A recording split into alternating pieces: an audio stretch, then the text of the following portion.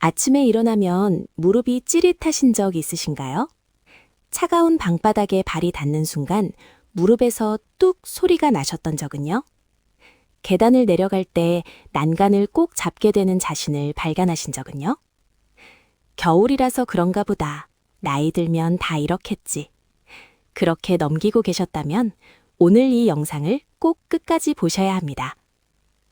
건강보험 심사평가원 통계를 보면 퇴행성 무릎관절염 환자의 70% 이상이 60대 이상 시니어이고 겨울철에 증상이 급격히 악화되는 비율이 다른 계절보다 2.4배 높습니다. 더 충격적인 건 그 원인 중 상당수가 추위 자체가 아니라는 겁니다. 무릎을 위한다고 해온 행동들, 무릎 보호대 착용, 찜질, 계단 피하기. 이 중 일부가 오히려 무릎을 더 빠르게 망가뜨리고 있습니다. 오늘은 겨울철 무릎 관절이 나빠지는 진짜 이유 4가지를 알려드리고 지금 당장 바꿔야 할 습관과 올바른 관리법까지 정확하게 짚어드립니다. 4가지 이유를 다 들으시고 나면 여러분의 무릎 관리가 완전히 달라질 겁니다. 자, 겨울철 여러분의 하루를 한번 떠올려 보시겠습니다. 아침에 일어나면 무릎이 뻣뻣합니다. 첫 발걸음 내디딜 때 뚝 소리가 납니다. 에이, 날이 추워서 그렇지 하고 무릎을 손으로 주무르며 천천히 일어납니다. 찬바람 맞으면 무릎에 안 좋다고 하셔서 두꺼운 무릎 보호대를 착용하셨죠. 무릎에 압박을 주면 따뜻하고 안정감도 있으니까요. 계단은 무릎에 나쁘다고 들으셔서 최대한 엘리베이터를 이용하십니다. 걷는 것도 줄이셨습니다. 무릎을 아껴야 오래 쓴다고 생각하시니까요. 통증이 심한 날은 핫팩이나 전기장판으로 무릎을 지속적으로 따뜻하게 합니다. 열이 통증을 줄여주는 것 같아서 하루 종일 온열기구를 달고 사십니다. 그리고 무릎에 좋다는 글루코사민, 콘드로이친 영양제를 빠짐없이 드십니다. 주변에서 좋다고 하니까 비싸지만 믿고 드시는 거죠. 이 모습 낯설지 않으시죠? 지금 고개를 끄덕이셨다면 오늘 영상은 바로 여러분 이야기입니다. 그런데 방금 제가 말씀드린 이 행동들 중에 무릎을 오히려 더 빨리 망가뜨리는 것들이 숨어 있습니다. 지금부터 그 진실을 하나씩 파헤쳐 드리겠습니다. 많은 분들이 이렇게 알고 계십니다. 무릎이 아프면 최대한 쉬어야 한다. 계단과 걷기 운동은 무릎에 나쁘다. 무릎 보호대를 계속 차고 있으면 보호가 된다. 찜질은 오래 할수록 좋다. 이것들이 오랫동안 무릎 건강 상식으로 통해왔습니다. 하지만 최신 정형외과 연구들은 이 상식들의 정면으로 반박하고 있습니다. 대한정형외과학회 연구 결과를 보면 무릎 관절염 초중기 환자가 과도하게 안정을 취하고 움직임을 줄였을 때 오히려 연골 손상이 가속화되었습니다. 무릎 연골은 혈관이 없어서 관절액이 공급하는 영양에만 의존하는데 움직임이 없으면 이 관절액 순환이 멈추기 때문입니다. 무릎 보호대도 마찬가지입니다. 장시간 착용하면 무릎 주변 근육이 약해지고 근육이 약해지면 보호대 없이는 더 불안정한 상태가 됩니다. 세브란스 병원 연구에서 무릎 보호대를 하루 6시간 이상 착용한 그룹의 대퇴사두근 근력이 8주 만에 평균 19% 감소했다는 결과가 있습니다. 찜질을 오래 할수록 좋다는 것도 틀렸습니다. 염증이 있는 상태에서 과도한 온열 자극은 오히려 염증 반응을 악화시킵니다. 우리가 무릎을 위한다고 해온 행동들이 사실은 무릎을 더 빠르게 망가뜨리고 있었던 겁니다. 그렇다면 겨울철 무릎 관절이 나빠지는 진짜 이유 4가지는 무엇일까요? 과학적으로 정확하게 알아야 제대로 관리할 수 있습니다. 지금부터 하나씩 알려드릴 텐데 4번째 이유가 가장 많은 분들이 모르는 내용입니다. 끝까지 꼭 보세요. 이유 1. 무릎 연골에는 혈관이 없습니다. 혈액 공급을 받지 못합니다. 연골이 살아있을 수 있는 이유는 오직 하나, 관절액 때문입니다. 관절액은 스펀지처럼 압력을 받을 때 영양분을 내보내고 압력이 해제될 때 노폐물을 흡수하면서 연골에 유지합니다. 이 순환이 일어나려면 반드시 움직임이 있어야 합니다. 겨울에 추워서 활동을 줄이면 관절액 순환이 멈추고 연골은 서서히 영양 부족 상태에 빠집니다. 서울대병원 정형외과 연구에서 겨울철 일일 보행수가 3,000보 이하인 노년층의 무릎 연골 두께 감소 속도가 활동적인 그룹보다 2.8배 빨랐습니다. 이유 2. 무릎 관절을 보호하는 건 연골만이 아닙니다. 무릎 주변의 근육, 특히 허벅지 앞쪽의 대퇴사두근이 충격을 흡수하고 관절을 안정시키는 핵심 역할을 합니다. 그런데 추운 겨울에 움직임이 줄면 이 근육이 빠르게 약해집니다. 마치 팔을 깁스한 것처럼 사용하지 않으면 위축되는 거죠. 근육이 약해지면 걸을 때마다 무릎 관절에 직접적인 충격이 가해지고 연골 손상이 가속화됩니다. 벌써 2가지 이유를 확인하셨습니다. 나머지 2가지, 특히 4번째가 핵심입니다. 이유 3. 관절 안쪽을 감싸고 있는 활액막은 관절액을 분비하는 조직입니다. 기온이 낮아지면 활액막의 혈류가 줄어들고 관절액 분비량이 감소합니다. 윤활 기능이 떨어지면 연골끼리 마찰이 생기고 이것이 통증의 직접적인 원인이 됩니다. 이것이 기압이 낮아지면 무릎이 아프다는 말의 과학적 근거입니다. 기압 변화 자체가 관절 내 압력 변화를 일으켜 통증을 유발하는 겁니다.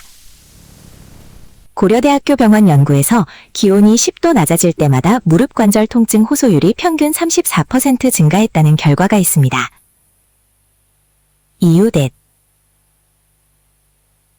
드디어 4번째, 가장 많은 분들이 모르고 계신 내용입니다. 무릎이 아플 때 무조건 따뜻하게 하면 좋다고 생각하시죠? 하지만 퇴행성 관절염의 통증은 2종류입니다. 만성 통증에는 온열요법이 도움이 되지만 급성 염증 반응이 있을 때, 즉 무릎이 붓고 열감이 있을 때는 온열 자극이 오히려 염증을 악화시킵니다. 전기장판이나 핫팩으로 지속적으로 무릎을 달구면 염증성 사이토카인 분비가 촉진되어 연골을 파괴하는 효소가 더 많이 나옵니다. 삼성서울병원 류마티스 내과 연구에서 급성 염증 상태의 관절에 지속적인 온열 처치를 한 그룹의 연골 손상 마커 수치가 3.1배 높았습니다. 이제 4가지 이유를 모두 아셨습니다. 그럼 어떻게 해야 할까요? 춥다고 움직이지 말라는 건지, 따뜻하게 하지 말라는 건지, 대체 겨울의 무릎을 어떻게 관리해야 하는 건지 헷갈리시죠? 지금부터 4가지 원인에 맞는 4가지 해결책을 정확하게 알려드립니다. 하지만 그 전에 지금 당장 더 조심해야 할 분들이 있습니다. 혹시 여러분이 해당되는지 먼저 확인하세요. 다음 중 하나라도 해당되신다면 오늘 영상을 꼭 끝까지 보셔야 합니다. 첫 번째, BMI 25 이상 과체중이신 분들입니다. 체중이 1kg 늘어날 때마다 무릎에 가해지는 하중은 걷기 기준 3에서 4kg 증가합니다. 겨울에 활동이 줄고 체중이 늘면 무릎 부담은 기하급수적으로 커집니다. 두 번째, 계단을 내려갈 때 특히 통증이 심하신 분들입니다. 이 증상은 무릎 연골이 이미 마모되어 있다는 신호일 수 있습니다. 계단 하강 시에는 체중의 4에서 6배 하중이 무릎에 집중됩니다. 세 번째, O자리 또는 X자 다리이신 분들입니다. 하체 정렬이 틀어져 있으면 무릎 특정 부위에 하중이 집중됩니다. 겨울철 근육이 굳으면 이 불균형이 더욱 심해져 연골 손상이 가속화됩니다. 네 번째, 이전에 무릎 부상 경험이 있으신 분들입니다. 반월판 손상, 인대 부상 등 과거 부상은 이미 무릎 안정성을 약화시켰습니다. 겨울철 근육 위축이 더해지면 2차 손상 위험이 크게 높아집니다. 다섯 번째, 하루 6시간 이상 앉아 계시는 분들입니다. 장시간 앉아 있으면 관절액 순환이 멈추고 대퇴사두근이 빠르게 약해집니다. 그리고 한 가지 더. 이 5가지에 해당하지 않아도 65세 이상이라면 모두 주의 대상입니다. 연골은 한 번 손상되면 자연 회복이 되지 않습니다. 예방이 치료보다 훨씬 중요한 이유가 바로 이것입니다. 이제 구체적인 해결책을 말씀드리겠습니다. 4가지 원인에 정확히 맞는 4가지 관리법입니다. 세 번째 관리법이 가장 많이들 헷갈려 하시는 부분이니 특히 주목하세요. 관리법 1. 추워서 밖에 나가기 힘드시죠? 나가지 않으셔도 됩니다. 하지만 하루에 최소 3,000보 이상은 움직이셔야 합니다. 집안에서 할 수 있는 미니 워킹을 권장합니다. TV 보시면서 제자리 걸음 10분, 광고 나올 때마다 일어나 방 안 한 바퀴, 전화 받을 때 앉지 말고 천천히 걸으면서 통화하기. 관절액이 순환되려면 무릎을 구부렸다 펴는 동작이 반복되어야 합니다. 걷기가 힘드신 분은 의자에 앉아 다리를 들었다 내렸다 반복하는 것만으로도 관절액 순환 효과를 볼 수 있습니다. 하루 30분 분산해서 해도 됩니다. 한 번에 몰아서 하지 않아도 괜찮습니다. 절대 하지 말아야 할 것, 하루 종일 앉아만 계시는 것입니다. 일시간에 한 번은 반드시 일어나 움직이세요. 관리법 2. 무릎 보호대보다 훨씬 강력한 보호장치가 있습니다. 바로 대퇴사두근, 허벅지 앞쪽 근육입니다. 지금부터 말씀드리는 운동은 관절에 부담 없이 근육을 강화하는 방법입니다. 첫째, 의자 앉아 다리 펴기. 의자에 앉아 한쪽 다리를 수평으로 들어 5초 버팁니다. 천천히 내리고 반대쪽도 반복합니다. 양쪽 각 10회 3세트. 둘째, 벽 짚고 미니 스쿼트. 벽에 등을 대고 무릎을 30도 정도만 굽혔다 펴세요. 무릎이 발가락 앞으로 나오지 않도록 주의하세요. 10회 3세트. 이 2가지 운동만 매일 하셔도 6주 안에 무릎 안정성이 현저히 높아집니다. 연세대학교 스포츠의학연구에서 이 운동을 8주간 한 그룹의 무릎 통증 지수가 평균 41% 감소했습니다. 절대 하지 말아야 할 것, 하루 종일 무릎 보호대만 착용하는 것입니다. 운동할 때 잠깐 착용하는 것은 괜찮습니다. 하지만 일상적으로 하루 6시간 이상은 근육 약화를 부릅니다. 관리법 2가지 확인하셨습니다. 이제 가장 많이 헷갈리시는 세 번째입니다.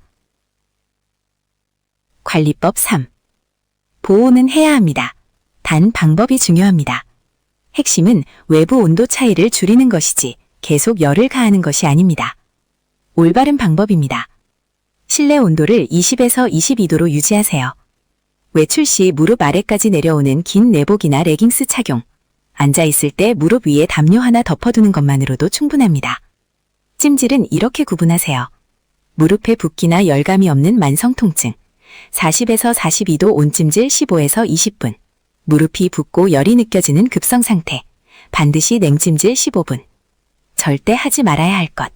전기장판에 무릎을 올리고 장시간 있는 것입니다. 특히 주무시면서 무릎에 열을 가하는 것은 염증 악화의 지름길입니다. 관리법 4. 음식도 중요합니다. 겨울철 식습관 변화가 무릎에 직접 영향을 미칩니다. 도움이 되는 식품입니다. 오메가3가 풍부한 등푸른 생선은 관절 염증을 줄입니다. 콜라겐 합성을 돕는 비타민C가 풍부한 브로콜리, 파프리카, 칼슘과 비타민 D가 함께 있는 멸치, 뱅어포. 피해야 할 식품입니다. 가공식품과 정제 탄수화물은 염증 반응을 촉진합니다. 과도한 소금 섭취는 관절 부종을 악화시킵니다. 겨울에 즐겨 드시는 탕류, 국물 요리에 나트륨을 주의하세요. 추가로 꼭 기억하세요. 겨울철 수분 섭취가 줄어드는데 탈수는 관절의 감소로 이어집니다. 하루물 6에서 8잔, 겨울에도 빠짐없이 드세요. 글루코사민 영양제는 초기 연골 손상에는 효과가 있을 수 있지만 이미 연골이 많이 다른 상태에서는 효과가 제한적이라는 연구 결과가 있습니다. 영양제보다 운동이 먼저입니다. 4가지 관리법을 모두 확인하셨습니다. 이것만 지키셔도 여러분의 무릎은 달라집니다.